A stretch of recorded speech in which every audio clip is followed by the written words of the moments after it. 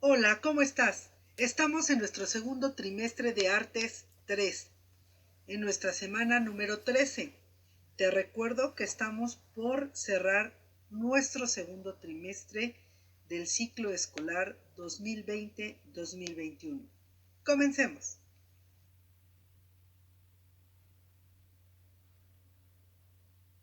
Arte, una herramienta para la paz, transformando la humanidad.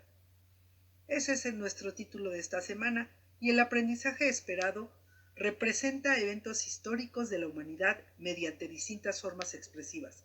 Y vamos a hacer énfasis en lo siguiente: analizar los elementos simbólicos o metafóricos presentes en obras o manifestaciones artísticas que aborden la temática de la paz como parte de la historia de la humanidad.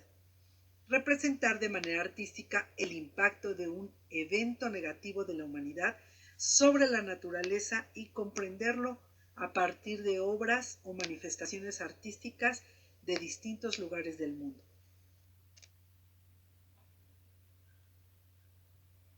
El arte, una herramienta para la paz. En la antigüedad, algunas ciudades se amurallaban para protegerse de los ataques. La idea de poner divisiones físicas en las comunidades fue una actividad recurrente en varios pueblos alrededor del mundo.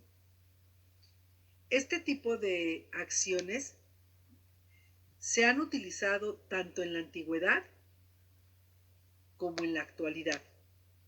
Y es lamentable cuando lo hacen para segregar personas por sus rasgos étnicos o culturales, así como para separar territorios o pueblos por sus ideologías, lo cual les ha traído grandes problemas como guerras, la pérdida o separación de familias, a lo que es peor, la desaparición de comunidades enteras.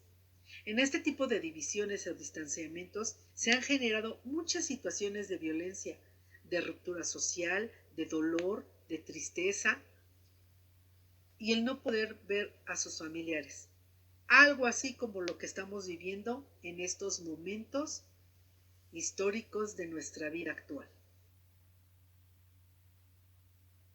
Cabe mencionar que la presencia del arte en cada una de las épocas de la humanidad ha sido pieza importante y fundamental, pues gracias al empleo de diversos recursos como los visuales, corporales, lingüísticos, sonoros o mixtos, se podía reflejar lo que sucedía en determinado momento, contribuyendo a la sensibilización de las personas, con la finalidad de construir un puente de comunicación, concientización, de unión entre las personas y los pueblos. Una división que se asemeja a ese gran muro construido en la antigua Alemania lo es el muro de Berlín, que se llamaba así porque se ubicaba en la capital de ese país y se construyó para dividir a Alemania en dos partes: la República Democrática Alemana, que estaba controlada por la URSS, y la República Federal Alemana, que era controlada por los Estados Unidos, Gran Bretaña y Francia. Esto fue al final de la Segunda Guerra Mundial. Precisamente el 13 de agosto de 1961, en la madrugada, se decide levantar una alambrada y 69 puntos de control. Al paso del tiempo, se cambió esa alambrada por un muro de ladrillo. No se permitía cruzar de lado a lado del muro. Hubo muchos intentos por cruzarlo, muchos de ellos fatales, ya que estaba custodiado por soldados, perros de ataque y minas. Aproximadamente después de muchas manifestaciones y la presión mundial, el gobierno de Alemania Democrática hace el anuncio de que se permite el paso hacia el otro lado y con ello inicia la caída del muro. Esto sucede el 9 de noviembre de 1989. Muchas personas se abalanzan contra el muro y con sus propias manos inician su derrumbe. Aún se puede observar y visitar un tramo de 1.3 kilómetros. Este mismo muro sirvió de lienzo para que muchos artistas plasmaran sus ideas acerca de la separación de las familias y las muertes que generaron las decisiones de diversos gobernantes al separar a un pueblo con un muro. Este acontecimiento impulsó a que algunas artes proliferaran y tomaran muchas iniciativas para crear algunos proyectos artísticos. Aquí puedes ver una imagen de lo que fue el muro de Berlín. Muy interesante, ¿no? Vamos a ver el siguiente video para que conozcas, observes y escuches de lo que te he estado hablando en esta clase. Fue una obra de ingeniería bélica única, una barrera de hormigón, púas y controles militares que dividió durante casi 30 años no solo a Berlín, sino a dos mundos enfrentados. Su caída representó uno de los eventos más significativos del siglo XX y el inicio del desplome del modelo soviético.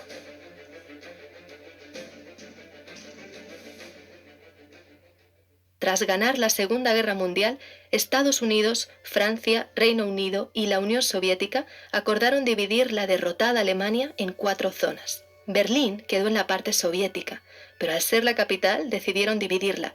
Cada una de las 4 grandes potencias administraba su propio sector de la ciudad. Lo que quedó fue un bloque capitalista al oeste y un bloque comunista al este. Esa división era parte de lo que el primer ministro británico Winston Churchill popularizó como la cortina de hierro, un muro ideológico que separaba estos dos modelos antagónicos. From Stettin in the Baltic to Trieste in the Adriatic, an iron curtain has descended across the continent. Empezaba así lo que conocemos como la Guerra Fría, y con ella la narrativa de un mundo bipolar que estaba enfrentado. Alemania se convirtió en la síntesis de esa división. En el oeste, Estados Unidos, Francia y Reino Unido se unieron para crear la República Federal de Alemania. En el este quedaba la República Democrática Alemana, un estado satélite de la URSS como lo eran Polonia, Hungría o Checoslovaquia, entre otros. Berlín quedaba como una isla encerrada en la parte del bloque socialista. Con los años, esto se convirtió en un problema para las autoridades comunistas, no solo porque los servicios secretos de Estados Unidos y Reino Unido usaban la ciudad como base de espionaje, sino también porque más de 2,5 millones de personas huyeron de la parte este a la oeste desde 1949 hasta 1961. Muchos cruzaban atraídos por las mayores oportunidades del lado occidental. Para evitarlo, las autoridades comunistas ordenaron que se construyera un muro que dividiera la ciudad. Y así, la noche del 13 de agosto de 1961 empezó la Operación Rosa, que en pocas horas y para sorpresa de muchos, levantó el muro de Berlín. En los años siguientes se transformó en una barrera casi infranqueable, hecha de losas de más de 3,5 metros de altura y reforzadas con cables de acero. Además, tenía rejas electrificadas, búnkeres, áreas con perros policía y lo que llamaban una franja de la muerte, vigilada por torres con policías armados. El muro se extendía 155 kilómetros y rodeaba todo Berlín occidental. Como consecuencia, separó familias y seres queridos durante casi 30 años, algo que fue traumático para generaciones de alemanes. Durante estos años, muchos intentaron cruzarlo sin éxito. Unas 262 personas murieron en el intento y otras miles fueron arrestadas. Aunque escaparse al otro lado no era del todo imposible. Mientras existió el muro, más de 5,000 berlineses del este consiguieron franquearlo a través de túneles, escondidos en autos o usando ingeniosos métodos como cruzar en tirolesa. Pero a finales de los 80, la situación estaba destinada a cambiar radicalmente. Los gobiernos comunistas eran cada vez más corruptos e ineficientes. La Unión Soviética estaba viviendo una profunda crisis económica. Esta crisis estaba agravada por la costosa carrera armamentista con Estados Unidos y por la guerra en Afganistán. Eso le obligó a cortar la ayuda económica que había estado dando durante décadas a todos los países del bloque comunista, incluido Alemania Oriental. Todos esos problemas generaron un gran descontento social, al que el líder de la Unión Soviética, Mikhail Gorbachev, trató de dar respuesta emprendiendo una mayor apertura política y social, lo que se conoció como Glasnost. Gracias a ella, Los ciudadanos y medios de comunicación de esos países empezaron a tener mayor libertad de expresión y a usarla para criticar a sus gobiernos. Convocaron inéditas huelgas y protestas en todos los países del bloque del Este. Sus ciudadanos estaban agotados de sufrir penurias y anhelaban un estilo de vida parecido al occidental. En Polonia, el movimiento sindical no comunista Solidaridad de Lech Walesa logró en junio de 1989 que se celebraran las primeras elecciones parcialmente libres en décadas. Ese mismo junio, Hungría abrió su frontera con Austria, lo que le permitió a miles de alemanes del este cruzar al bloque occidental en solo 2 meses. Y es durante esa ola de cambio cuando se produce la caída del muro de Berlín. En Alemania Oriental, el presidente Erich Honecker se enfrentó a protestas masivas, pero se resistió a abordar las demandas ciudadanas. Finalmente, Honecker renunció, y el 9 de noviembre, el nuevo gobierno de Alemania del Este se vio forzado a introducir cambios, como por ejemplo, permitir viajar fuera del bloque socialista. Se preveía que la medida se aplicara al día siguiente y con restricciones. Pero cuando un periodista preguntó a un alto funcionario de la RDA cuándo podrían empezar a viajar al otro lado, todo se precipitó.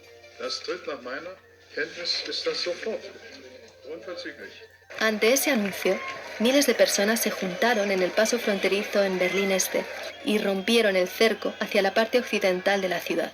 En esos momentos, ni las tropas de control de fronteras ni los funcionarios del ministerio estaban informados. Pero los guardas fronterizos no se atrevieron a disparar. La noche entre el 9 y el 10 de noviembre, los propios berlineses empezaron a destruir el muro. Una multitud eufórica empezó a cruzar la frontera abierta y algunos pisaron el oeste por primera vez en su vida. Del otro lado, cientos de alemanes occidentales los esperaban y celebraban el momento histórico. Familias y amigos que habían vivido separados pudieron encontrarse después de 3 décadas. Todas esas impactantes imágenes dieron la vuelta al mundo. En los meses siguientes la RDA colapsó y con ella el único sistema que muchos alemanes del este habían conocido. A la vez, los demás gobiernos del bloque comunista fueron cayendo uno tras otro y en 1991 la Unión Soviética se desplomó, poniendo fin al mundo bipolar de la Guerra Fría. Alemania se reunificó y se convirtió en el motor económico de Europa. Aunque las diferencias económicas entre el este y el oeste todavía son perceptibles. Por ejemplo, un trabajador de Alemania del oeste gana en promedio casi un 20% más que uno del este. También en el oeste hay más oportunidades para profesionales cualificados y es donde se concentra el mayor número de empresas alemanas. Hoy, cientos de trozos de ese simbólico muro están repartidos por todo el planeta, como un recordatorio de que esa línea de hormigón dividió mucho más que una ciudad. Quiero que sepas que cuando fue la caída del muro de Berlín, fue una gran fiesta, no solamente en Alemania, a nivel mundial, porque muchos fuimos testigos de la desgracia que es para muchas personas estar separada de sus familias. No por un año, no por 2, por 3 décadas. Es muy interesante la historia del muro de Berlín. Espero que te haya gustado y quieras aprender más. Vamos a ver qué sucedió después. 13 de agosto de 1961. Berlín amanece y el símbolo más conocido de la Guerra Fría se yergue con fuerza dividiendo la ciudad. Fronteras internas aparecen separando familias y amigos. 155 kilómetros. Un doble muro. 3,6 metros de altura. Vigilancia continua.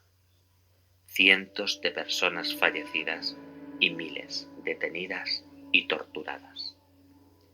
Berlín vuelve a sufrir la inconsciencia humana y los deseos de libertad y rebeldía surgen, pero no darán resultado hasta el 9 de noviembre de 1989. Acompañadnos en este vídeo para conocer el muro de Berlín. Pues estamos en un punto clave de Berlín. ¡Ay, no, espera!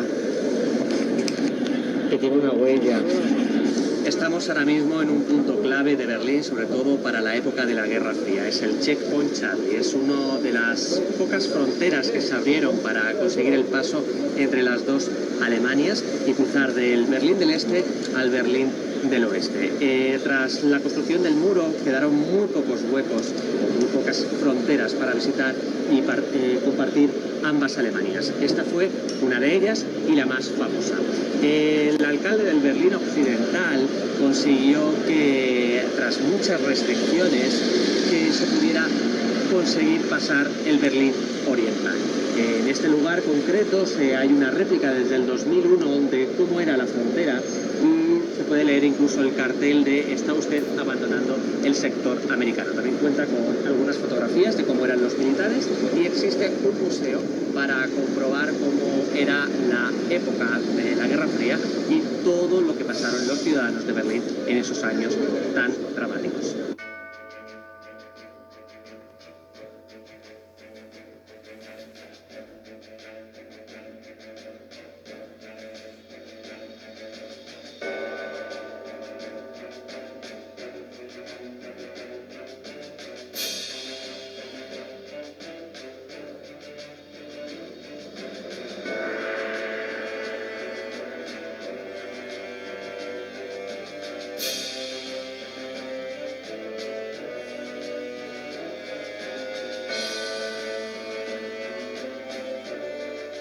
Pues hemos entrado al final en el Checkpoint Charlie para verlo porque era un museo que no conocíamos. Y a ver, cuesta la entrada 14,5 € por persona. Si no se pueden hacer fotos, a no ser que pagues 5 euros. Si quieres audioguía, otros 5 euros. Así que nuestra reflexión. A ver, podríamos aconsejarlo directamente. No entréis. No, porque No hay nada que no hayáis visto en otros museos relacionados. Y es todo de leer. Solamente está en 4 idiomas: inglés, francés, alemán y ruso, y hay que leer. Internet, tenemos libros, en fin. Lectura. Es una pasada. Es una pasada el precio. Bueno. A ver si queréis, pero es que para informaros de la Guerra Fría yo creo que hay muchísimos sitios que podéis verlo y es que no es nada más. Nos ha parecido excesivamente caro. Sí. Muy caro. Pero bueno, es lo que hay. Ya está hecho.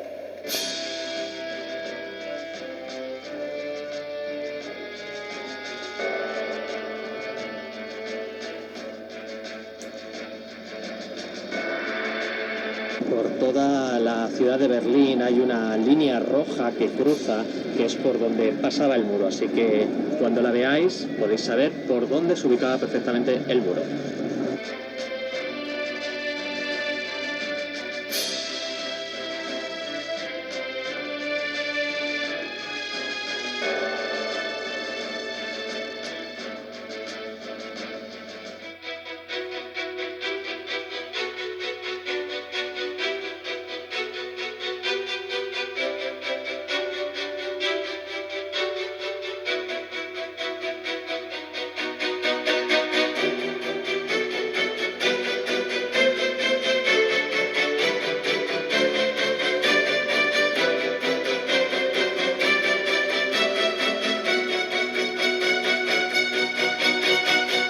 Pues estamos ahora mismo en la zona de Bernauer Straße, que es donde se encuentra el memorial del muro de Berlín. Al fondo se puede ver una parte original del muro y, como podéis comprobar, no era un muro, sino que eran dos y pasaba por el centro una carretera que era totalmente vigilada para ver quién saltaba. Esta parte del muro es totalmente original, además es gratuito verlo desde esta torre, y a la parte del fondo hay también fotografías donde se pueden ver las personas que fallecieron intentando pasarlo. Es una visita de verdad muy recomendable para ver cómo era el muro en su estado original.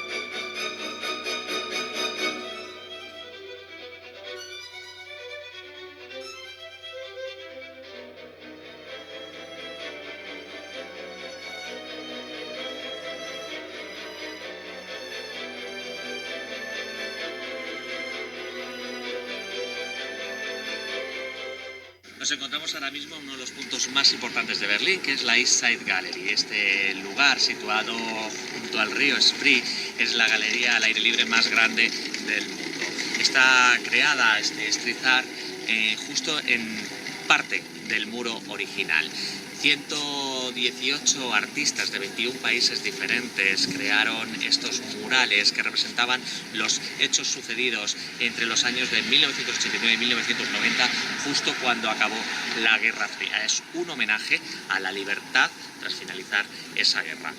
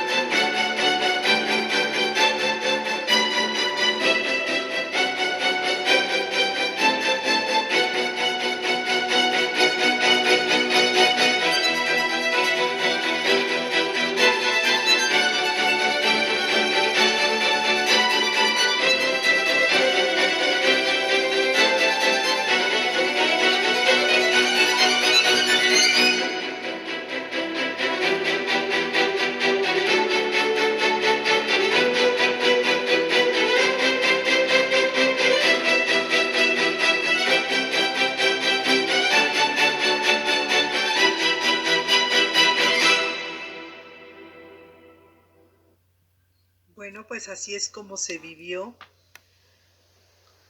la gran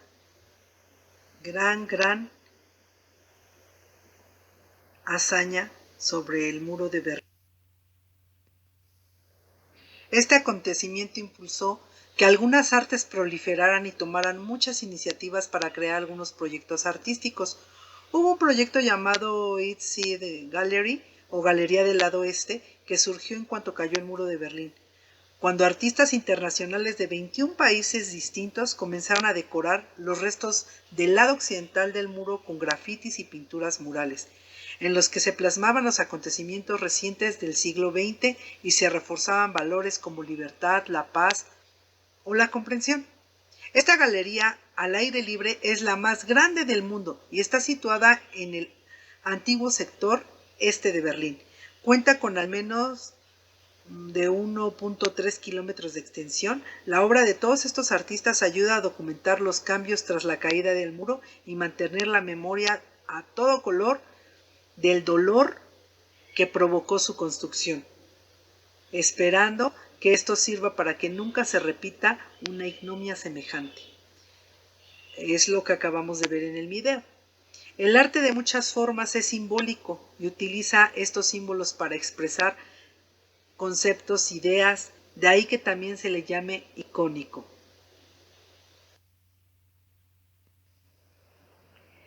Te voy a traer también ahora una pequeña muestra de un artista muralista en este museo.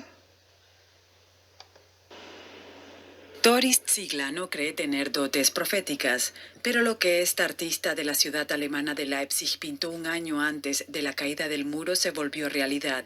Gente cruzando pacíficamente un puente fronterizo. Era a principios de 1988 y me lo explico como la fantasía de una revolución, también de una revolución personal. Doris Ziegler es una de 100 artistas cuyas obras documentan la agitación un año antes del colapso de la antigua Alemania del Este, la caída del muro y la reunificación. Algunas obras expresan euforia, pero la mayoría representan pérdida y dolor. Era como una amputación. No una amputación de la antigua Alemania comunista, sino de amigos, colegas y de tu vida cotidiana. La vida en Occidente era completamente diferente. Llegamos al mercado libre desde un cálido nido protegido por el Estado. Tras la caída del muro me fui a Frankfurt y fue como saltar a un agua muy fría.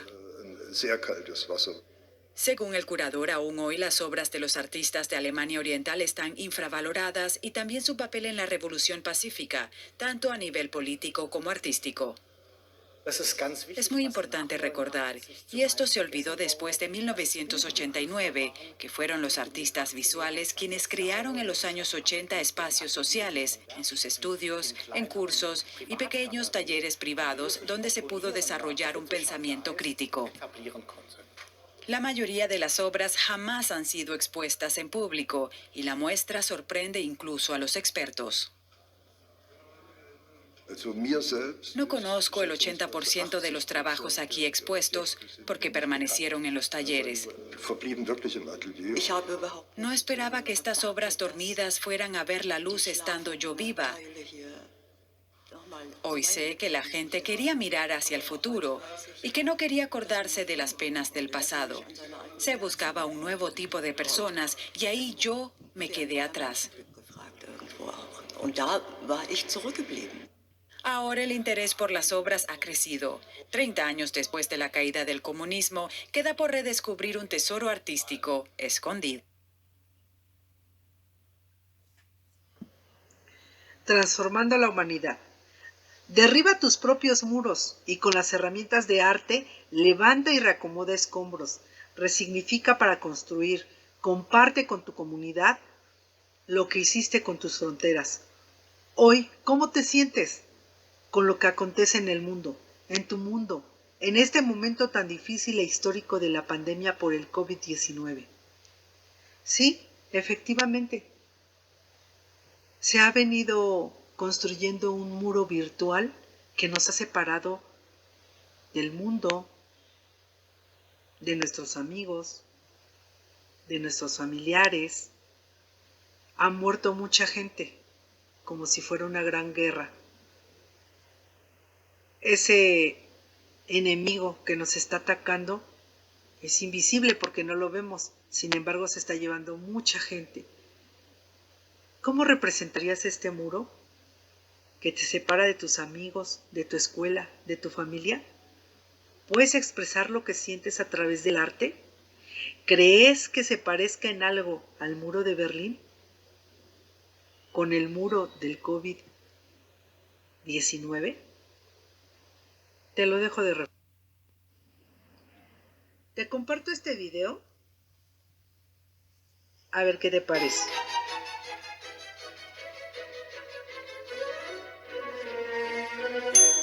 Durante esta crisis por COVID-19, las personas han encontrado un refugio en el arte y la cultura. De esta manera, Internet se ha convertido en una improvisada galería donde artistas de renombre y otros menos conocidos muestran sus obras. The COVID Art Museum es el primer museo dedicado a las obras de arte del coronavirus. Se trata de una iniciativa de 3 publicistas españoles que hasta el momento han aglutinado más de 200 obras de artistas de 50 países. Entre ellas, se encuentra la última de Banksy, que confinado ha pintado en el baño de su casa a un grupo de sus características ratas con numerosas referencias a la crisis del COVID-19. También se puede encontrar el famoso video con una fila de cerillas incendiándose que tanto ha ayudado a concientizar sobre la cadena de transmisión. Aparte, están obras reinterpretadas como El beso de Liechtenstein o trabajos de artistas que registran su confinamiento con imágenes que reflexionan sobre lo cotidiano y el paso del tiempo. La artista japonesa Yayoi Kusama lleva 4 décadas recluida voluntariamente en un psiquiátrico. Su trabajo, marcado por la repetición, es su manera de huir del trauma. Hace unos días publicó un poema con el que animaba a combatir la epidemia y no caer en el desánimo. Yo te invito a que en esta semana tú nos compartas el arte que tienes representando lo que estamos viviendo. Yo sé que para muchos es muy difícil. Habrá quienes ya perdieron familiares, amigos. Tú como adolescente, ¿qué piensas? ¿Qué piensas de este muro transparente que nos está aislando de nuestra escuela, de nuestro trabajo, de nuestra familia, de las reuniones, de las fiestas? Ya no nos podemos abrazar, no nos podemos saludar, incluso no nos podemos ver, solamente a través de un monitor. Bueno, y pues siempre que ha habido guerras, que hay conflictos, las personas hacen símbolos. Te voy a mostrar el siguiente video para que dentro de tu actividad tú me hagas tu arte y si quieres también haz algún símbolo que te llame la atención. Veamos el siguiente video. Los símbolos son conceptos simplificados de la realidad que expresan ideas mediante imágenes o dibujos o incluso expresiones corporales. Una de las grandes metas de la humanidad desde su origen es alcanzar la paz, pues se considera como el estado óptimo para el desarrollo de la vida, ya que no está presente la violencia y todos los conflictos son resueltos mediante los mecanismos de resolución pacífica. Organizaciones como las Naciones Unidas y otras tantas velan por el mantenimiento de esta y por la concientización de su importancia en la población.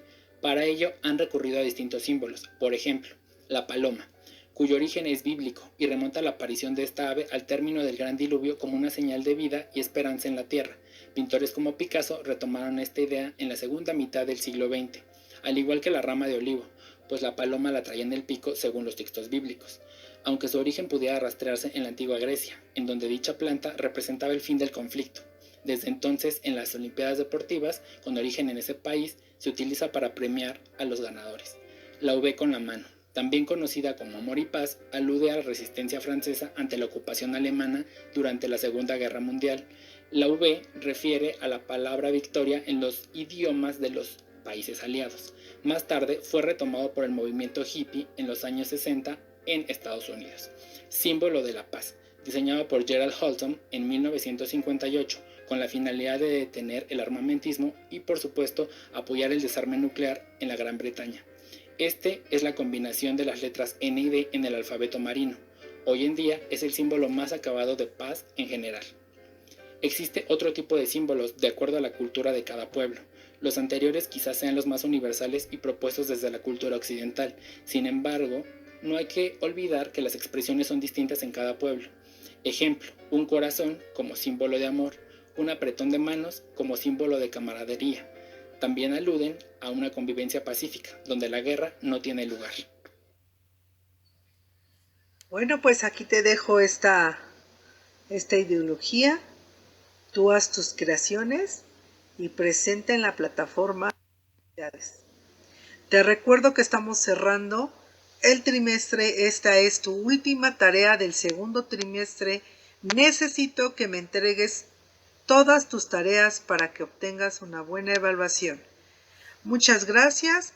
De verdad espero que esta clase libere todas tus dudas, te guste, te interese lo que sucede en la historia. Nos vemos en la siguiente clase del siguiente trimestre. Se despide de ti tu Miss Pili y te sugiero que te suscribas a mi canal. También te pido que invites a otros amigos o compañeritos para que conozcan estos materiales y puedan aprender más en sus clases. Hasta pronto. Se despide de ti tu Miss Pili. Bye bye. Nos vemos.